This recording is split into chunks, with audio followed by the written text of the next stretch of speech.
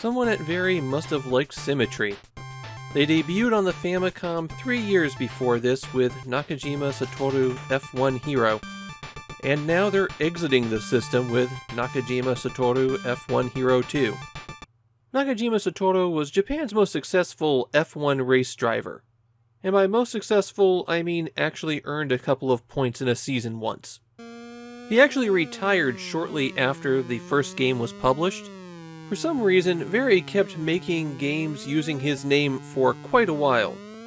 I have a pretty significant problem with F1 Hero 2. It is the exact same game as the original F1 Hero. Exact same interface, exact same game modes, exact same cars, exact same performance, exact same tracks. In fact, it's so identical that I switched to footage of the first game during that last cut, and you didn't notice the difference.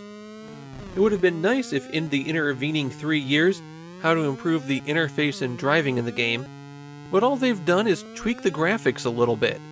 And I do mean a little bit. Here's the sum total of significant changes between F1 Hero and the sequel. They added 1 track. That's literally it. However, I'm not just going to tell you to go watch episode 414 and call it a day. I'm still going to go through this one, though maybe a bit faster than before. F1 Hero 2 offers 3 different modes: Warming Up, Battle Mode, and Grand Prix Mode. Warming Up lets you drive any car on any track, and just drive. Before you get behind the wheel, you'll get some advice on the track from Nakajima Satoru. All you're trying to do in warming up is get the best lap time. Battle Mode is split-screen multiplayer, just 2 players racing at the same time. Cars don't interact with each other in F1 Hero 2. You can see each other on the track, but you can't collide. Finally, Grand Prix Mode is the real heart of the game. You race 16 tracks on the F1 circuit, and before each race you have to qualify.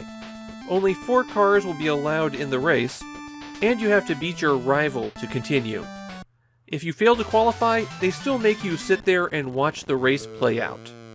After a race has been completed, you'll get a password so you could pick up from that point. On the track, A accelerates and B brakes, and steering is really strange. Yes, left and right steer, but there's 5 angles your car could be pointed at, and hitting left or right only adjusts it 1 step of those angles. It makes steering feel awkward.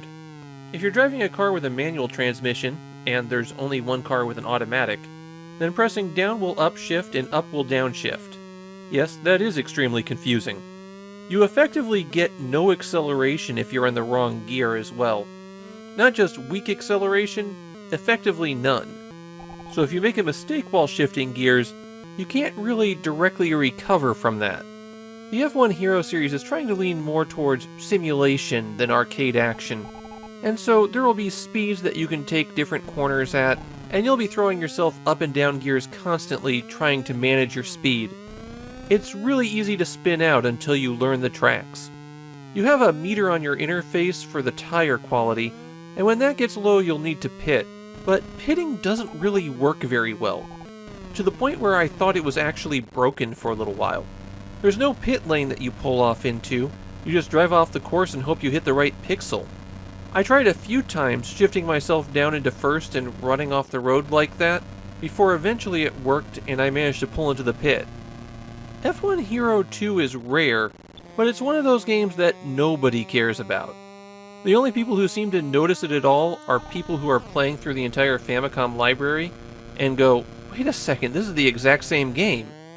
I'll give F1 Hero 2 points for attempting to be a simulation, but then it loses everything for just being a copy of the original game.